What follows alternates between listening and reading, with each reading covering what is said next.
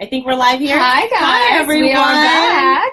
Good afternoon, world. I'm Christina Sundari. And I'm Shikha Sharma. And today we're going to be talking about a little bit more of an intense topic. We're going to be talking about abuse in the South Asian culture and the effects of it. Yes. But before we hop into it, I do want to turn the floor over to you because Shikha's been a little MIA on social media for the last couple days. And so we just wanted to give you guys an update.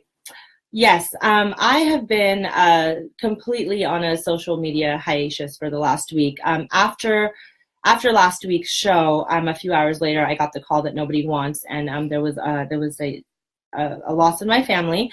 My grandfather actually passed away, and he was the only grandparent that I've known for the last 30 plus years. He was the last one our family had left. So it's been a really rough week, and we've just been dealing with.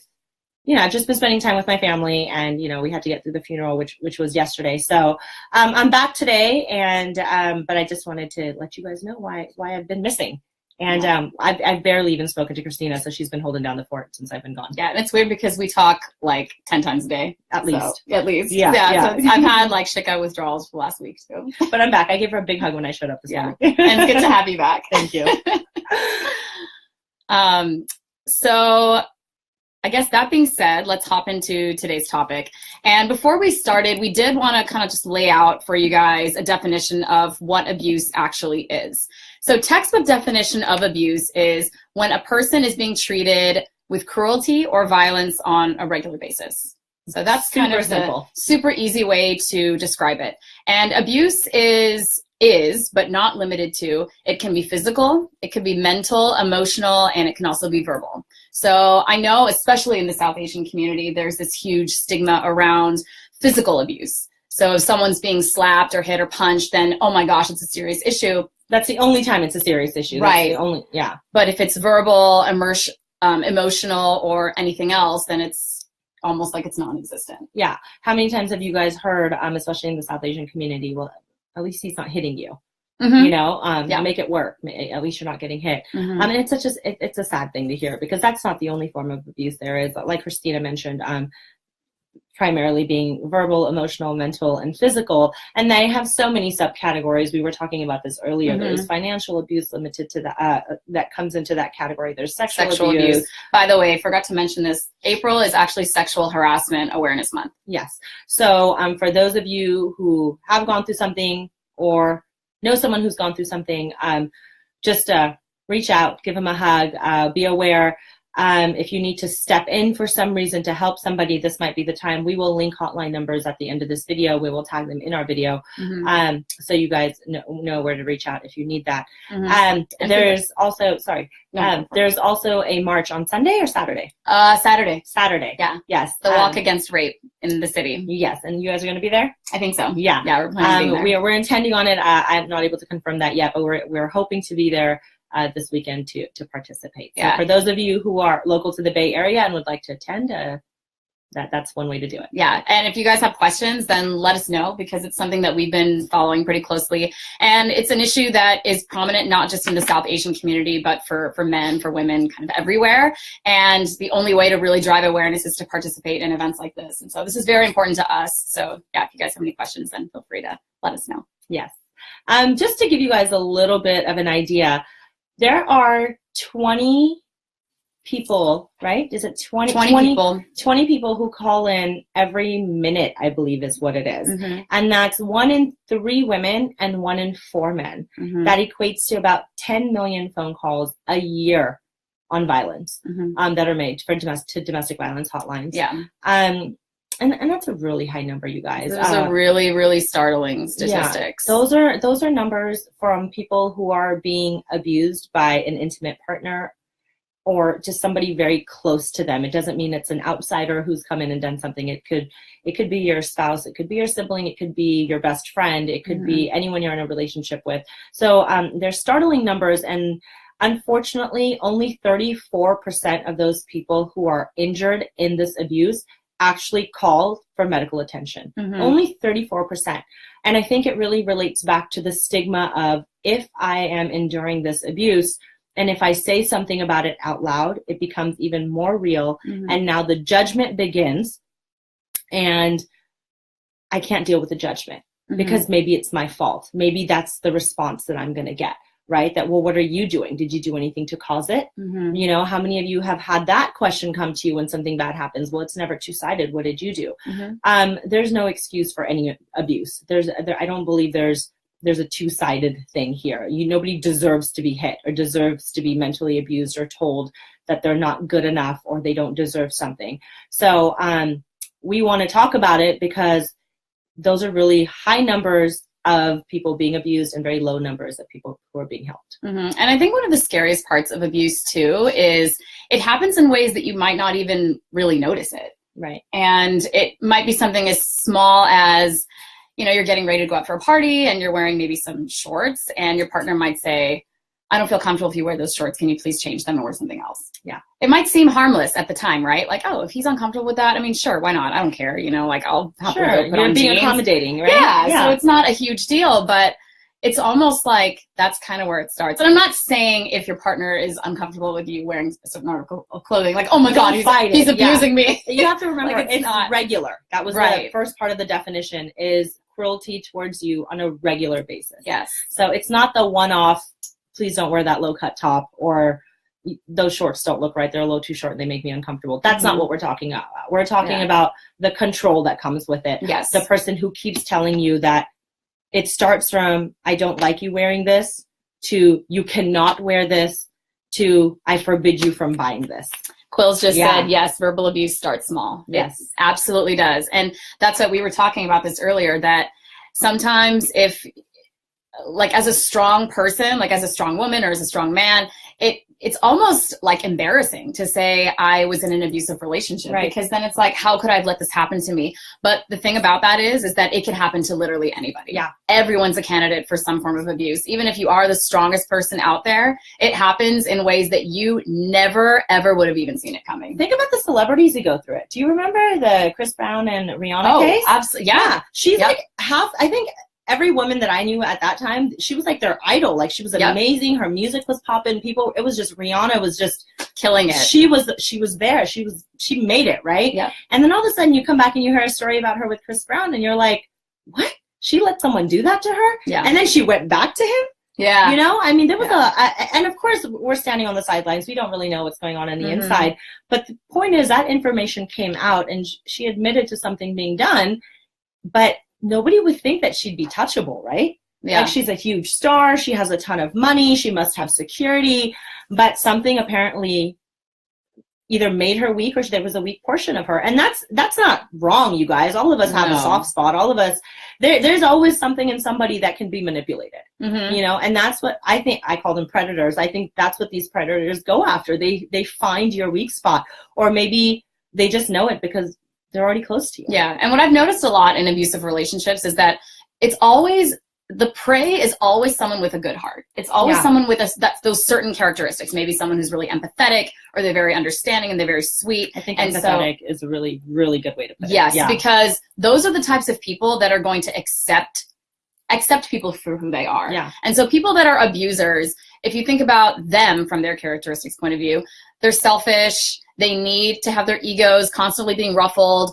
They need to always be told that they're the best. And they need to be in charge. They need to be in charge. They need to be in control. There's usually a control issue. There's always a control issue, and it's possibly that they didn't have control and they don't have control in something else in their life. Yeah. Maybe they're not that way at work, or maybe they are in their own family. In their own family. Maybe they grew up with no sort of control, and now it's all coming out now. It's all coming out on you, the accepting person, the person who's loved them for who they are, the one who keeps buying them excuses when they're not asking for it. He's had a hard day at work, or she had a really tough release, or she's having a tough time with her parents, or he's just having, we're in a financial rut right now and he's doing his best. So it happens, or you know what I mean? Or the children are being tough, whatever the excuse is, you are making it for them as the victim, because you're almost making an excuse for yourself, because you have to admit to it then, right? Yeah. And you have to come out and say something and do something about it. But it's easier to make the excuse for the person, and also to mentally sort of just brainwash yourself and believe that you can't be the one going through this.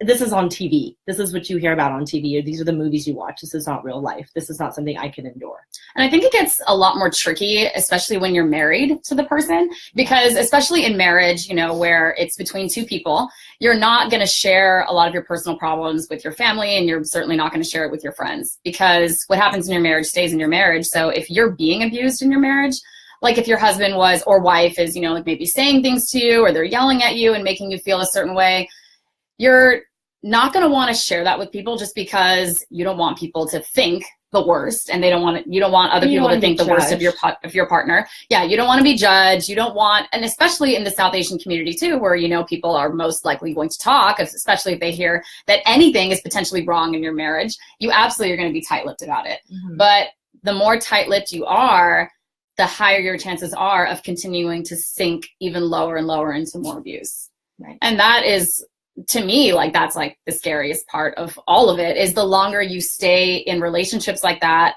the more that controlling, abusive person is going to continue to weigh you down and continue to feed you that negative energy. And the more power they're getting. Right. And we said this on our meditation video a couple weeks ago, that negativity is like cancer. Mm-hmm. Once that negativity is in your mind, in your head, you're going to start believing a lot of the things the abuser is telling you. You're not good enough. You're not smart enough. You could never start your own business.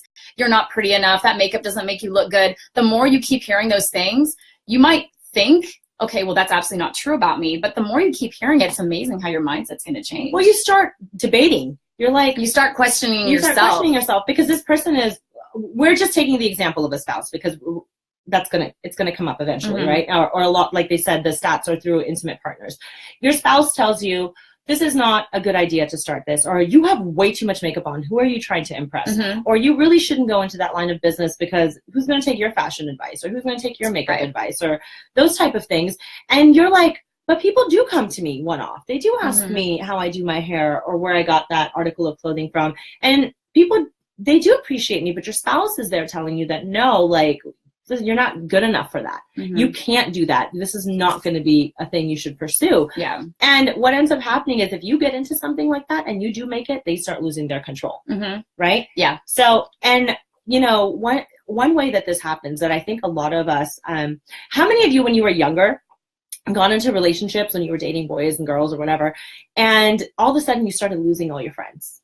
You stopped hanging out with your girlfriends and your guy friends, and you just wanted to spend all the time you had with that partner of yours. And then when you had that big fight with your partner, who were you talking to?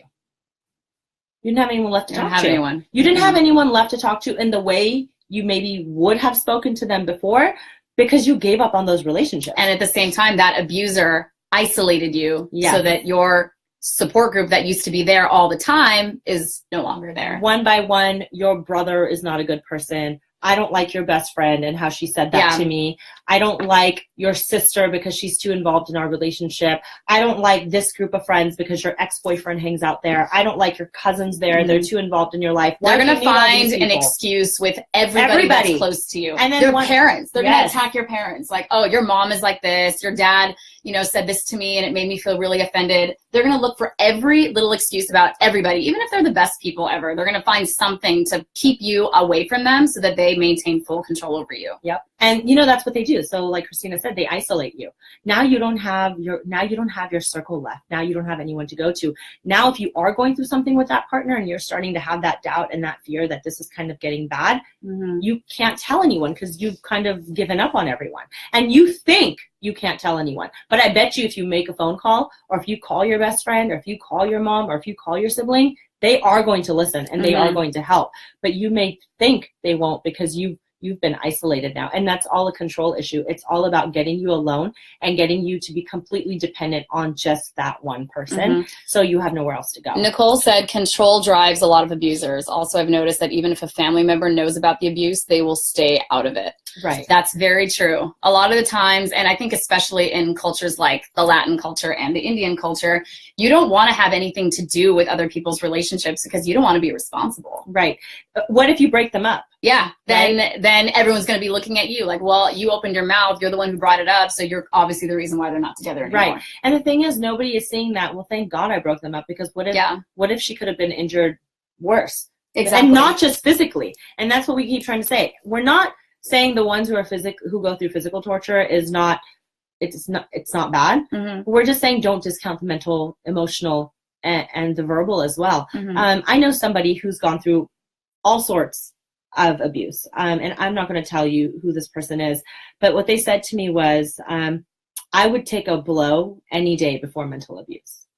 Wow. Literally. They said the things that mental abuse does to your mind and how it lives within you, and how there are things that you keep within and you carry on with, and how those words keep affecting you and mm-hmm. coming up in different parts of your life 10, 15 years later. Yeah. They were like, that will never go, but the bruises will heal. Eventually I'll get over that. That's crazy that that's the example that you have, because I have a friend who I used to work with her when I would freelance, and she told me that in her marriage, her husband didn't physically hit her, but he was very verbally abusive. Yeah. So she said the way she explains it to people is, he never hit me with his hands, but he hit me with his words. Yeah. And you can, and I'm not trying to downplay physical abuse by any means, but if you slap someone, it's a slap, it hurts for a little bit and then it goes away. But words you can never take back. Yeah. And of course there is an intensity involved with physical abuse, right? Absolutely. I mean, if it doesn't matter if it's a slap or if you're getting something broken, physical abuse is physical abuse. Yep. Nobody should be able to put their hand on you. There's no pushing, there's no shoving, there's no slapping, there's nothing. And the minute you let it go once, it will happen again. Yeah. The minute you don't stand up the first time and say, don't you ever touch me again, you will be touched again. Mm-hmm. Unless you stand up for yourself. Yeah. And it's really hard to do, and it's scary to do, because the person just had the guts to put their hand on you. And if you say something back right then, are they going to do something worse? Yeah. But the thing is that most of the time, if you do stand up for yourself or walk out, it's never going to happen again. Mm-hmm. At least you've made a point that I'm not scared of you, so don't try to do this again. Oh, let's see. Here's more. What does Dan say? Agree that abusers usually grow up in dysfunctional families. Absolutely. They experience trauma and pain from parents' actions, words, and attitudes. Absolutely. That said, I think growing up in an abusive family doesn't give them an excuse to repeat. People need to take responsibility for their actions. That's yes, right. I love that, yes. Dan. Dan's one of my really good friends from high school, and I completely agree. You can blame your family. You can blame your past. Well, this is the reason why I'm so broken and I'm so confused and I don't know how to have a healthy relationship. Right. Because I've never seen it, so I don't know it. Yeah, that I think is absolute BS. We're all adults here. You can make your own choices. If you're going to grow and live your life and just blame your past for the reasons why you are, then you're going to be a really unhappy person, and you're going to make everyone around you unhappy as well. I think that it's our responsibility as adults to, make an effort to be a better person.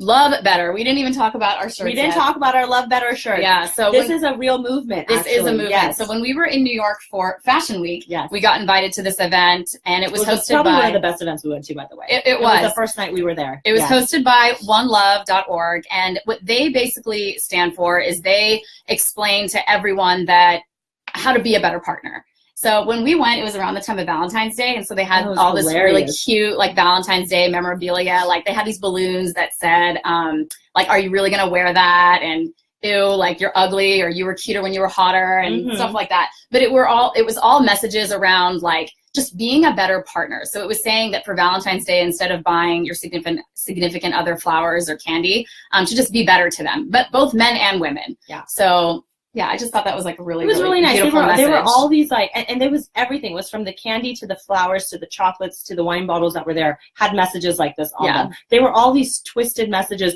that all of us have probably said, are you really going to wear that out? Yeah, or we've heard that. Or we've heard them. We've said them or we've heard them. Are you really going to wear that out? That doesn't look so great on you. Are you really not going to shave again? There's things that there are things that we've all said and we've all heard, and sometimes you just say them in a very nonchalant manner. You don't mean anything by it, but sometimes you do. We're laughing because the only comment we got on that was, I like candy and wine, and please shave. Okay, so Nicole goes, will you all share resources people can go to? Also, absolutely. Can abusers change? That's a great, great question. Can they learn to control their emotions and control issues? Loved that event. Love you, ladies. Anna, love you too, Nicole. Yes, love you too. Can they change? I don't think we're the judge of that. Yeah, I would say that's a good question for an abuser, But what I will say is for anyone to change, you have to want to make that change yourself. Whether you are the abuser or you're the one being abused, you have to be the one to say, I'm going to change my life and I'm going to figure out how to do it. I think that's hard, Christina. I know I'm stopping you midway. I was about to answer that. Okay. I know it's not easy, but once you have that inside of you where you know you want to change, there are resources that are available. You can go seek out counseling. I tell everybody you can learn how to meditate. I mean, I know that there are a lot of things in the world that we cannot control. There's a lot of things that's outside of our control. I have a personal example that I'm going to be sharing in a minute or two. But you can always control how you're going to react and what you're going to do and how you're going to live your life as a better person. Right. And sometimes you need help. Absolutely. Yeah. Yep. And I think that you can't do it alone. Yes. And she's 100% right. It has to come from inside. You have to want to make the change. You have to know that you're doing something that's not right. And most of us do. It's not that we're unaware. There's something called a conscience, right? Unless you've just killed your conscience because you have just been not so great for a really long time and you just don't hear it anymore and don't see it anymore. Most of us still have a working conscience that tells us that this is not right. So you should listen to it. But if you don't, not everybody is also going to have the courage to admit that they're not well and they're doing the wrong thing. So they may need that help. And this is where I'm not saying you as the abusee come in and say something, but maybe they do need help. I'm going to say something about Nika's comment. Nika said, sometimes it's hard if the other person is constantly playing mind games or criticizing you. So there's a term that's called gaslighting. And essentially what that is it's when the abuser will make comments and say things that weren't true, but make you feel like you're the one that's wrong. So they might say something like if you were to ask them, oh, I thought I saw you at that party last night, or maybe that's not a good example. I'm trying to think of a good example. Something that they did, like maybe they showed up 10 minutes late for a meeting. You showed up 10 minutes late for a meeting. No, I didn't. Yeah. I was there on time. Yeah. And then they're going to try to make you feel like you were the one that was wrong and you got your facts wrong. Right. And especially in a relationship where you don't want to projection. It's all projection. It's all projection. Yes. You don't want to be that one who's going to you don't want to argue with them over something so you're frivolous. Forget you're going to it. say, oh, okay, yeah, you're right. Go ahead. Or you're going to be like, whatever, this isn't worth arguing about. One of us was late. It's fine. Yeah, exactly. Cool. But gaslighting can be so much worse than that, and that's part of that whole negativity aspect is where they continue to feed you that negativity and they're going to continue to make you feel like you're the one that's crazy or you're the one that's got the issues, not them. And it's never them. They're never the ones with the problem. It's always you. And the fault is always on you. Yeah. Even if they're the ones who started the fight, even if they're the ones that threw the glass bottle across the room, or if they were the ones that slapped you, you caused it. Yep. You're the reason why you got slapped. We're going to get into a couple examples really quickly because we know we're pretty short on time now, Christina. Ooh, so let's flew by. Yeah, it flew by today. I will start with mine because it's small, but it's important because I know that a lot of people think I'm very strong, and I don't say that in vanity, and I don't say that in any sort of braggy way. But it's maybe the way I was raised, or it was maybe because I'm an elder child, or maybe it was just because it's just my personality. And I've always kind of known how to fight back or learned how to fight back or had the guts to fight back. And you guys have known this from my previous videos with all the stories I tell you and every example that I give. But there was a time where I wasn't so strong and I didn't know it was happening. There was a time in my single days, I had started talking to somebody, and I'm going to keep it really short, but he would 1 minute be very loving and the next minute be extremely controlling. And it was the same thing. Are you going to wear that today?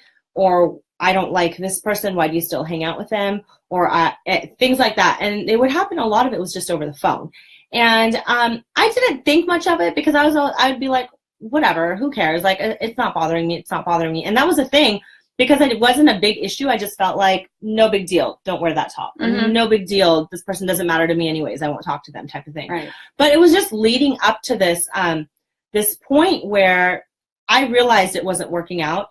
And I said, you know what? I think we're going to have to call it quits here. And it was very early, okay? And I said, I think I'm going to call it quits. And we should just stop talking. And he said, try to leave me and see what I do. Wow. And I think for the first time in my life, I was actually scared, where I was like, what can he do? That is scary because he's instilling that fear in you. And there's also that aspect of the unknown. Yes. Like you don't know. I don't know. He may just be like he may be, calling a bluff. I could have called his bluff, but what if he wasn't? And I have a family, I had my siblings, I had my parents, I had friends, and I didn't know what to do, Christina. I didn't know how to act. And I manipulated the situation, and I somehow got myself out of talking to this person.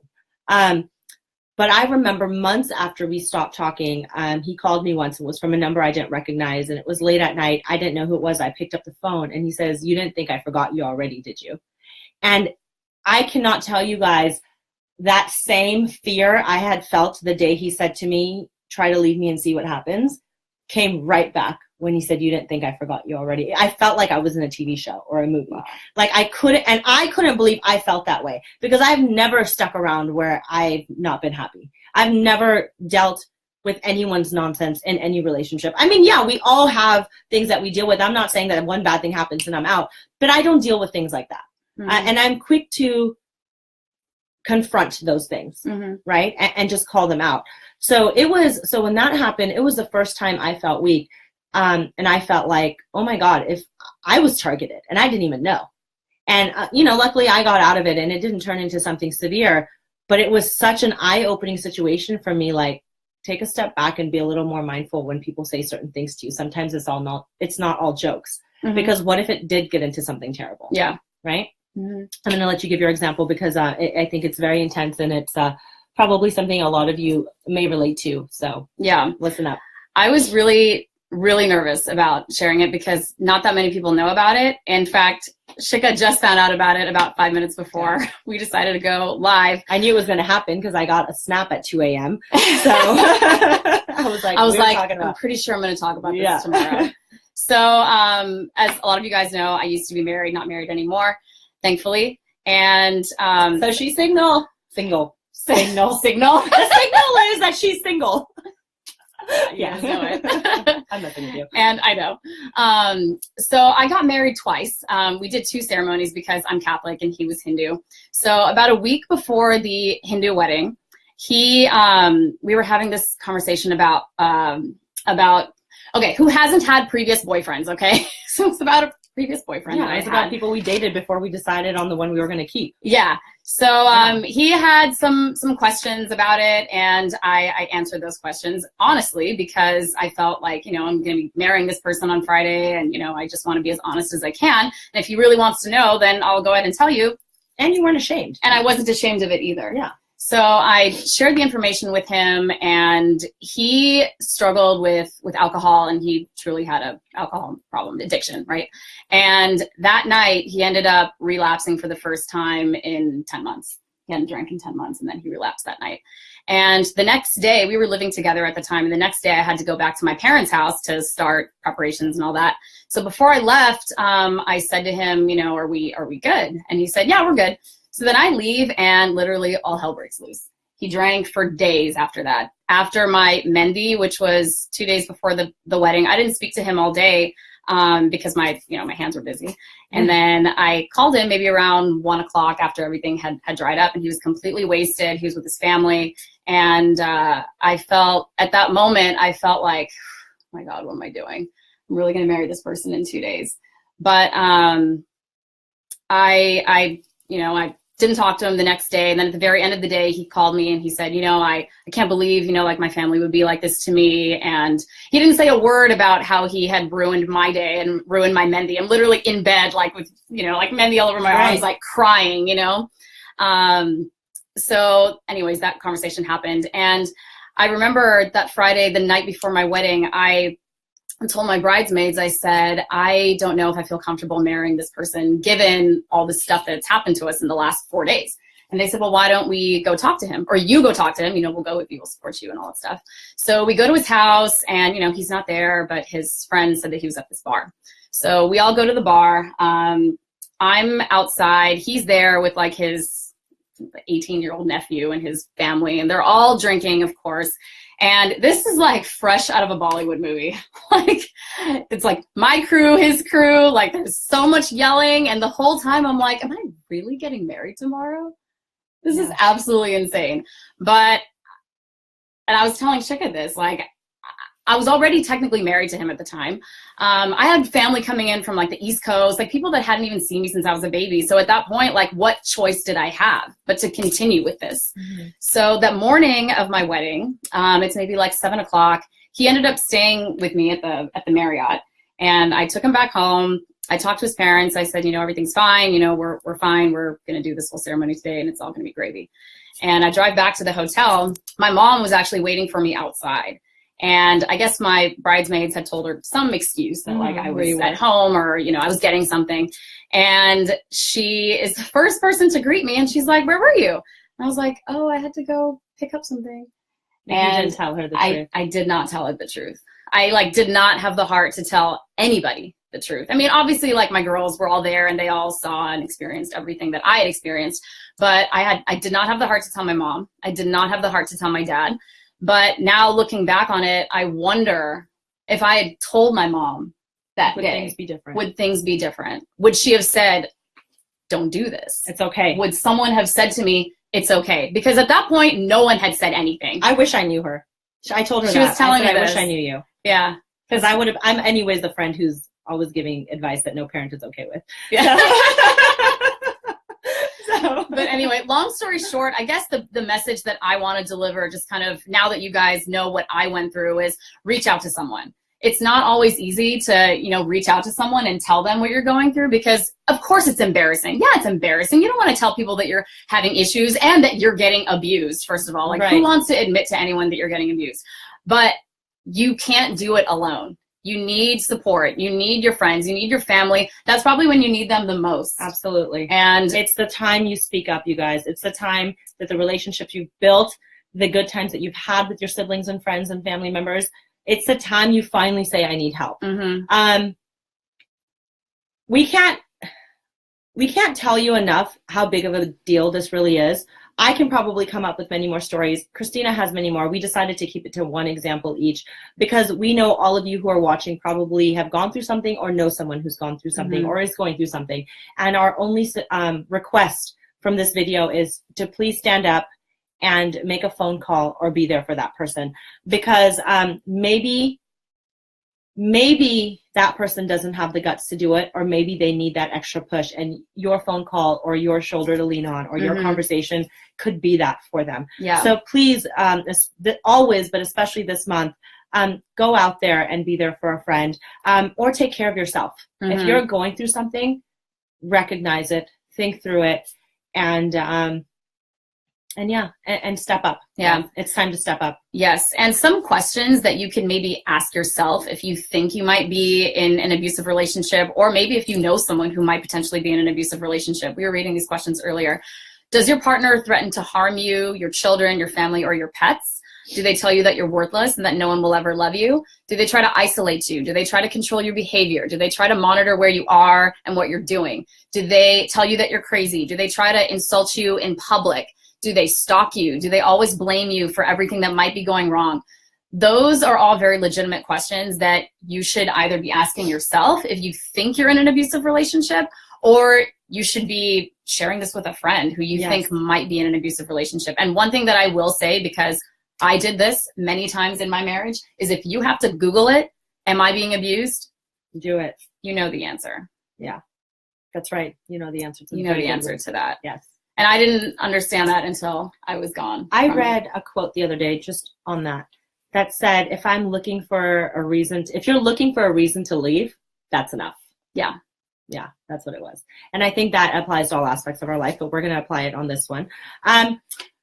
On that note, what I do want to do on a happy note is we've been getting comments left and right about how great we look today. So I want to say thank you to everybody. We did it. It wasn't entertaining and in between because the discussion was so serious. But thank you so much.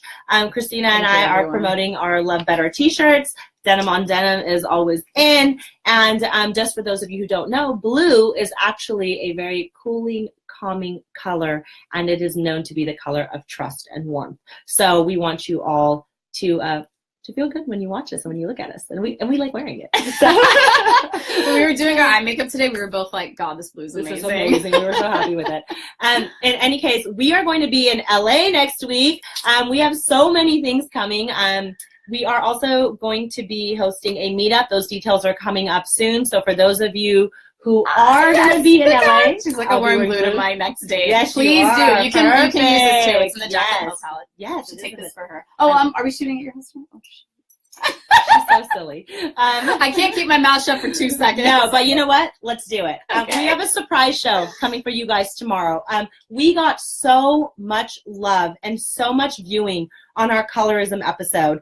It's actually taken off to a whole new level. We have some very cool things coming from it, some very, very influential people we've been speaking to, and we've decided to do a part 2 on colorism. So my request to you all, since we're talking about it, is if you have a personal story and you'd like to share it, DM it to us or sign on tomorrow. We will get back to you with the time. Yeah, so that's a surprise. Yeah, that's a surprise is the time. See, I didn't totally kill it. I can't tell her anything. You can't. I just get too excited. So we want to make sure that you send us your stories or any experiences you have, or if there's a certain topic you'd like us to discuss or bring up. Maybe we missed something in the first one. We'd love to do that. But tomorrow you're going to hear about colorism again. Next week you're going to see us in LA. Yes. We have a brand new promotion we're going to have for you next week. Do we want to No, we're not saying that? anything. Okay. Nope. If I let her, she would just tell you about the next 5 months. I could. Yeah, and she I'm would. so excited about it. Because she should be. In any case, thank you guys for joining. We're going to leave all the details on the edit of our video for any hotlines that you should call, and any more resources that you need. Yeah, and I just wanted to say thank you to everyone that was participating in the conversation. Yes. We got a lot of really great feedback. Thank you, Dan. Thank you, Nicole, for chiming in. And Nika had chimed in. Yeah, so thank you guys for sharing all of your feedback on this really important topic. I don't think that the conversation doesn't end here. No, I think that it's just the beginning, and I love seeing all the participation, because that just tells me that this is something that truly needs to be discussed, and it's something that needs more awareness drawn to it. So thank you, Samit. Thank you, Samit. So silly. All right, guys, we're going to sign off. We're not going to keep your time anymore, but thank you so much for joining, and we'll see you back here tomorrow, and we're going to be talking about colorism. All right, thanks, guys. See you tomorrow. Bye.